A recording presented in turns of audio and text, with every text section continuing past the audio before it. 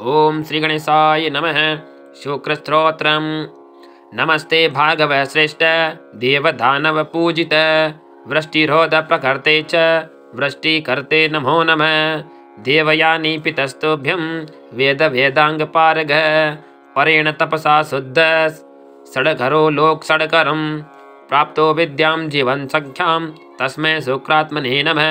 नमस्तस्मै भगवते भृगुपुत्राय वेदसे तारामण्डल मध्यस्थ स्वभाषा भाषितांबर यस्योदये जगत्सर्व मंगलार्हं भवेदिहम्। अस्तं जाते हरिष्टं स्यात् तस्मै मंगलरूपिणे त्रिपुरावासने दैत्यान् शिवबाण प्रपीडितान् विद्याजीवयच्छुको नमस्ते भृगुनंदन। ययाति गुरुवे तुभ्यं नमस्ते कविनंदन। वलिराज्य प्रदो जीव तस्मै जीवात्मने नमः।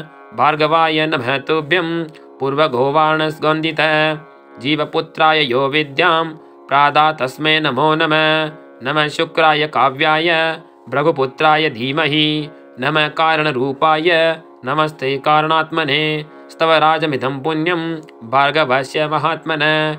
यः पठेयुर्यादपि लभते वाञ्छितं फलं पुत्रकामो लभेत् पुत्रान् श्रीकामो लभते श्रियं राज्यकामो लभेद्राज्यं स्त्रीकामः श्रियमुत्तमां। भृगुवारे प्रयत्नेन पठितव्यं समाहिते अन्यवारे तु होरायां पूजयेद् भृगुनन्दनं। रोगार्थे मुच्यते रोगा द्रयार्थो मुच्यते भयात् यद्ध्यार् प्रार्थयेत्वस्तु तत्प्राप्तोति सर्वदा। प्रातःकाले प्रकर्तव्या भृगुपूजा प्रयत्नन सर्वपाप विनिर्मुक्तं प्राप्नुयाच्छिन्वन् सन्निधो। ओम श्री शुकस्तोत्रं सम्पूर्णम्। ओम श्री गणेशाय नमः। शुक्रस्त्रोत्रम्। नमस्ते भार्गव श्रेष्ठ देवदानव पूजित वृष्टिरोध प्रकर्ते च वृष्टिकर्ते नमो नमः। देवयानी पितस्तुभ्यं वेद वेदांग पारग परेण तपसा शुद्ध षड्घरो लोक षड्करं प्राप्तो विद्यां जीवन सख्यां तस्मै शुक्रात्मने नमः।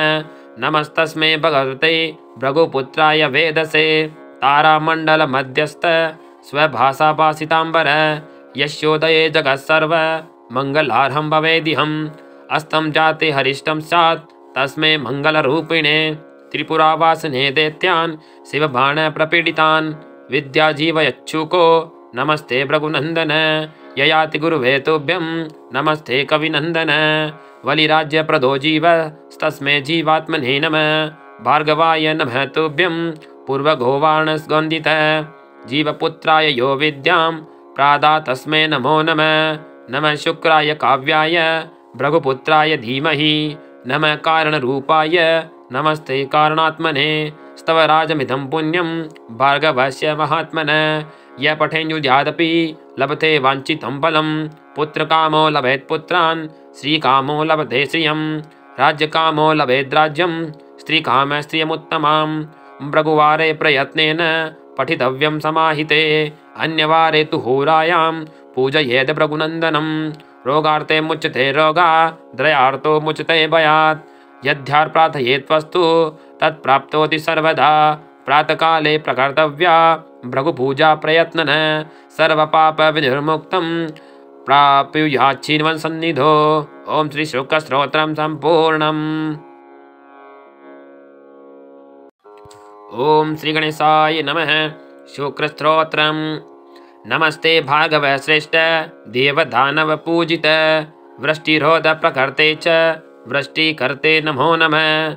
देवयानी पितस्तुभ्यं वेद वेदांग पारग परेण तपसा शुद्ध षड्घरो लोक षड्करं प्राप्तो विद्यां जीवन सख्यां तस्मै शुक्रात्मने नमः। नमस्तस्मै भगवते भृगुपुत्राय वेदसे तारामण्डल मध्यस्थ स्वभाषा भाषितांबर यस्योदये जगत्सर्व मंगलार्हं भवेदिहम्।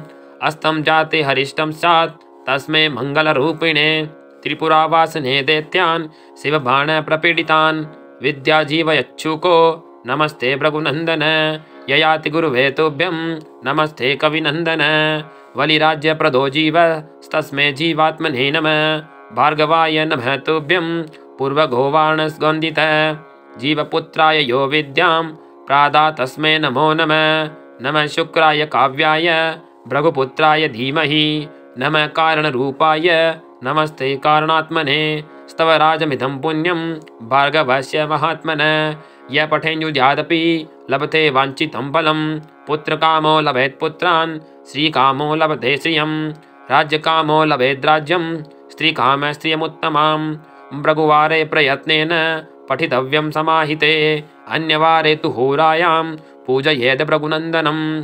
रोगार्थे मुच्यते रोगा द्रयार्थो मुच्यते भयात्। यद्यार् प्रार्थयेत्वस्तु तत्प्राप्नोति सर्वदा। प्रातःकाले प्रकर्तव्या भृगुपूजा प्रयत्नः। सर्वपापविनिर्मुक्तं प्राप्नुयाच्छीन्वन् सन्निधौ। ओम श्री शुकस्तोत्रं सम्पूर्णम्। ओम श्री गणेशाय नमः। शुक्रस्तोत्रम्। नमस्ते भार्गव श्रेष्ठ देवदानव पूजित। वृष्टिरोध प्रकर्ते च वृष्टिकर्ते नमो नमः। देवयानी पितस्तुभ्यं वेद वेदांग पारग। परेण तपसा शुद्ध षड्करो लोक षड्करं। प्राप्तो विद्यां जीवन सख्यां तस्मै शुक्रात्मने नमः। नमस्तस्मै भगवते भृगुपुत्राय वेदसे। तारामण्डल मध्यस्थ स्वभाषा भाषितांबर। यस्योदये जगत्सर्व मंगलार्हं भवेदिहम्। अस्तं जाते हरिष्टं स्यात् तस्मै मंगलरूपिणे। त्रिपुरावासने दैत्यान् शिवबाण प्रपीडितान्। विद्याजीवयच्छुको नमस्ते भृगुनन्दन। ययाति गुरुवे तुभ्यं नमस्ते कविनन्दन। वलिराज्यप्रदो जीवस्तस्मै जीवात्मने नमः। भार्गवाय नमः तुभ्यं पूर्वगोवाणस्गन्धित। जीवपुत्राय यो विद्यां प्रादा तस्मै नमो नमः। नमः शुक्राय काव्याय भृगुपुत्राय धीमहि। नमः कारणरूपाय नमस्ते कारणात्मने। स्तवराजमिदं पुण्यं भार्गवस्य महात्मनः। यः पठेयुर्यादपि लभते वाञ्छितं फलं। पुत्रकामो लभेत् पुत्रान् श्रीकामो लभते श्रियं। राज्यकामो लभेद्राज्यं स्त्रीकामः श्रियमुत्तमां। भृगुवारे प्रयत्नेन पठितव्यं समाहिते। अन्यवारे तु होरायां पूजयेद् भृगुनन्दनं। रोगार्थे मुच्यते रोगा द्रयार्थो मुच्यते भयात्। यद्यार् प्रार्थयेत्वस्तु तत्प्राप्नोति सर्वदा। प्रातःकाले प्रकर्तव्या भृगुपूजा प्रयत्नः। सर्वपापविनिर्मुक्तं प्राप्नुयाच्छीन्वन् सन्निधौ। ओम श्री शुकस्तोत्रं सम्पूर्णम्। ओम श्री गणेशाय नमः। शुक्रस्तोत्रम्। नमस्ते भार्गव श्रेष्ठ देवदानव पूजित। वृष्टिरोध प्रकर्ते च वृष्टिकर्ते नमो नमः। देवयानी पितस्तुभ्यं वेद वेदांग पारग। परेण तपसा शुद्ध षड्करो लोक षड्करं। प्राप्तो विद्यां जीवन सख्यां तस्मै शुक्रात्मने नमः। नमस्तस्मै भगवते भृगुपुत्राय वेदसे। तारामण्डल मध्यस्थ स्वभाषा भाषितांबर। यस्योदये जगत्सर्व मंगलार्हं भवेदिहम्। अस्तं जाते हरिष्टं स्यात् तस्मै मंगलरूपिणे। त्रिपुरावासने दैत्यान् शिवबाण प्रपीडितान्। विद्याजीवयच्छुको नमस्ते भृगुनन्दन। ययाति गुरुवे तुभ्यं नमस्ते कविनन्दन। वलिराज्यप्रदो जीवस्तस्मै जीवात्मने नमः। भार्गवाय नमः तुभ्यं पूर्वगोवाणस्गन्धित। जीवपुत्राय यो विद्यां प्रादा तस्मै नमो नमः। नमः शुक्राय काव्याय भृगुपुत्राय धीमहि। नमः कारणरूपाय नमस्ते कारणात्मने। स्तवराजमिदं पुण्यं भार्गवस्य महात्मनः। यः पठेयुर्यादपि लभते वाञ्छितं फलं। पुत्रकामो लभेत् पुत्रान् श्रीकामो लभते श्रियं। राज्यकामो लभेद्राज्यं स्त्रीकामः श्रियमुत्तमां। भृगुवारे प्रयत्नेन पठितव्यं समाहिते। अन्यवारे तु होरायां पूजयेद् भृगुनन्दनं। रोगार्थे मुच्यते रोगा द्रयार्थो मुच्यते भयात्। यद्यार् प्रार्थयेत्वस्तु तत्प्राप्नोति सर्वदा। प्रातःकाले प्रकर्तव्या भृगुपूजा प्रयत्नः। सर्वपापविनिर्मुक्तं प्राप्नुयाच्छीन्वन् सन्निधौ। ओम श्री शुकस्तोत्रं सम्पूर्णम्। ओम श्री गणेशाय नमः। शुक्रस्तोत्रम्। नमस्ते भार्गव श्रेष्ठ देवदानव पूजित।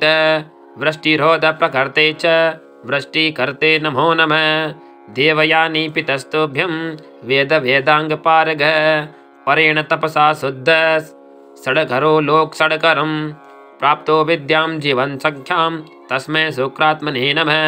नमस्तस्मै भगवते भृगुपुत्राय वेदसे तारामण्डल मध्यस्थ स्वभाषा भाषितांबर यस्योदये जगत्सर्व मंगलार्हं भवेदिहम्।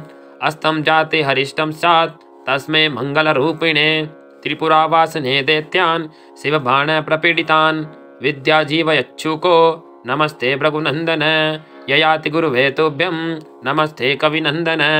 वलिराज्य प्रदो जीव तस्मै जीवात्मने नमः। भार्गवाय नमः तुभ्यं पूर्वगोवाणस्गन्दित जीवपुत्राय यो विद्यां प्रादा तस्मै नमो नमः। नमः शुक्राय काव्याय भृगुपुत्राय धीमहि नमः कारणरूपाय नमस्ते कारणात्मने। स्तवराजमिदं पुण्यं भार्गवस्य महात्मनः। यः पठेयुर्यादपि लभते वाञ्छितं फलं पुत्रकामो लभेत् पुत्रान् श्रीकामो लभते श्रियं राज्यकामो लभेद् राज्यं स्त्रीकामः श्रियमुत्तमां। भृगुवारे प्रयत्नेन पठितव्यं समाहिते अन्यवारे तु होरायां पूजयेद् भृगुनन्दनं। रोगार्थे मुच्यते रोगा द्रयार्थो मुच्यते भयात् यद्यार् प्रार्थयेत्वस्तु तत्प्राप्तोति सर्वदा। प्रातःकाले प्रकर्तव्या भृगुपूजा प्रयत्नन सर्वपाप विनिर्मुक्तं प्राप्नुयाच्छीन्वन् सन्निधो। ओम श्री शुक्लस्तोत्रं सम्पूर्णम्। ओम श्री गणेशाय नमः। शुक्रस्तोत्रम्। नमस्ते भार्गव श्रेष्ठ देवदानव पूजित वृष्टिरोध प्रकर्ते च वृष्टिकर्ते नमो नमः। देवयानी पितस्तुभ्यं वेद वेदांग पारग परेण तपसा शुद्ध षड्घरो लोक षड्करं प्राप्तो विद्यां जीवन सख्यां तस्मै शुक्रात्मने नमः। नमस्तस्मै भगवते भृगुपुत्राय वेदसे तारामण्डल मध्यस्थ स्वभाषा भाषितांबर यस्योदये जगत्सर्व मंगलार्हं भवेदिहम्। अस्तं जाते हरिष्टं स्यात् तस्मै मंगलरूपिणे त्रिपुरावासने दैत्यान् शिवबाण प्रपीडितान् विद्याजीवयच्छुको नमस्ते भृगुनंदन। ययाति गुरुवे तुभ्यं नमस्ते कविनंदन। वलिराज्य प्रदो जीव तस्मै जीवात्मने नमः। भार्गवाय नमः तुभ्यं पूर्वगोवाणस्गन्दित जीवपुत्राय यो विद्यां प्रादा तस्मै नमो नमः। नमः शुक्राय काव्याय भृगुपुत्राय धीमहि नमः कारणरूपाय नमस्ते कारणात्मने। स्तवराजमिदं पुण्यं भार्गवस्य महात्मनः। यः पठेयुर्यादपि लभते वाञ्छितं फलं पुत्रकामो लभेत् पुत्रान् श्रीकामो लभते श्रियं राज्यकामो लभेद् राज्यं स्त्रीकामः श्रियमुत्तमां। भृगुवारे प्रयत्नेन पठितव्यं समाहिते अन्यवारे तु होरायां पूजयेद् भृगुनन्दनं। रोगार्थे मुच्यते रोगा द्रयार्थो मुच्यते भयात् यद्यार् प्रार्थयेत्वस्तु तत्प्राप्तोति सर्वदा। प्रातःकाले प्रकर्तव्या भृगुपूजा प्रयत्नन सर्वपाप विनिर्मुक्तं प्राप्नुयाच्छीन्वन् सन्निधो। ओम श्री शुक्लस्तोत्रं सम्पूर्णम्। ओम श्री गणेशाय नमः। शुक्रस्तोत्रम्। नमस्ते भार्गव श्रेष्ठ देवदानव पूजित वृष्टिरोध प्रकर्ते च वृष्टिकर्ते नमो नमः। देवयानी पितस्तुभ्यं वेद वेदांग पारग परेण तपसा शुद्ध षड्घरो लोक षड्करं प्राप्तो विद्यां जीवन सख्यां तस्मै शुक्रात्मने नमः। नमस्तस्मै भगवते भृगुपुत्राय वेदसे तारामण्डल मध्यस्थ स्वभाषा भाषितांबर यस्योदये जगत्सर्व मंगलार्हं भवेदिहम्। अस्तं जाते हरिष्टं स्यात् तस्मै मंगलरूपिणे त्रिपुरावासने दैत्यान् शिवबाण प्रपीडितान् विद्याजीवयच्छुको नमस्ते भृगुनंदन। ययाति गुरुवे तुभ्यं नमस्ते कविनंदन। वलिराज्य प्रदो जीव तस्मै जीवात्मने नमः। भार्गवाय नमः तुभ्यं पूर्वगोवाणस्गन्दित जीवपुत्राय यो विद्यां प्रादा तस्मै नमो नमः। नमः शुक्राय काव्याय भृगुपुत्राय धीमहि नमः कारणरूपाय नमस्ते कारणात्मने स्तवराजमिदं पुण्यं भार्गवस्य महात्मनः य पठेन्युद्यादपि लभते वाञ्छितं फलं पुत्रकामो लभेत् पुत्रान् श्रीकामो लभते श्रियं राज्यकामो लभेद् राज्यं स्त्रीकामः स्त्रियमुत्तमां भृगुवारे प्रयत्नेन पठितव्यं समाहिते अन्यवारे तु होरायां पूजयेद भृगुनन्दनं रोगार्थे मुच्यते रोगा द्रयार्थो मुच्यते भयात् यद्ध्यार् प्रार्थयेत्वस्तु तत्प्राप्तोति सर्वदा प्रातःकाले प्रकर्तव्या भृगुपूजा प्रयत्नन सर्वपापविनिर्मुक्तं प्राप्नुयाच्छिन्वन् सन्निधो। ओम श्री शुकस्तोत्रं सम्पूर्णम्। ओम श्री गणेशाय नमः। शुक्रस्तोत्रम्। नमस्ते भार्गव श्रेष्ठ देवदानव पूजित वृष्टिरोध प्रकर्ते च वृष्टिकर्ते नमो नमः देवयानी पितस्तुभ्यं वेद वेदांग पारग परेण तपसा शुद्ध षड्घरो लोक षड्करं प्राप्तो विद्यां जीवन सख्यां तस्मै शुक्रात्मने नमः नमस्तस्मै भगवते भृगुपुत्राय वेदसे तारामण्डल मध्यस्थ स्वभाषा भाषितांबर यस्योदये जगत्सर्व मंगलार्हं भवेदिहम् अस्तं जाते हरिष्टं स्यात् तस्मै मंगलरूपिणे त्रिपुरावासने दैत्यान् शिवबाण प्रपीडितान् विद्याजीवयच्छुको नमस्ते भृगुनन्दन ययाति गुरुवे तुभ्यं नमस्ते कविनन्दन वलिराज्यप्रदो जीवस्तस्मै जीवात्मने नमः भार्गवाय नमः तुभ्यं पूर्वगोवाणस्गन्धित जीवपुत्राय यो विद्यां प्रादा तस्मै नमो नमः नमः शुक्राय काव्याय भृगुपुत्राय धीमहि नमः कारणरूपाय नमस्ते कारणात्मने स्तवराजमिदं पुण्यं भार्गवस्य महात्मनः य पठेन्युद्यादपि लभते वाञ्छितं फलं पुत्रकामो लभेत् पुत्रान् श्रीकामो लभते श्रियं राज्यकामो लभेद् राज्यं स्त्रीकामः स्त्रियमुत्तमां भृगुवारे प्रयत्नेन पठितव्यं समाहिते अन्यवारे तु होरायां पूजयेद भृगुनन्दनं रोगार्थे मुच्यते रोगा द्रयार्थो मुच्यते भयात् यद्ध्यार् प्रार्थयेत्वस्तु तत्प्राप्तोति सर्वदा प्रातःकाले प्रकर्तव्या भृगुपूजा प्रयत्नन सर्वपापविनिर्मुक्तं प्राप्नुयाच्छिन्वन् सन्निधो। ओम श्री शुकस्तोत्रं सम्पूर्णम्।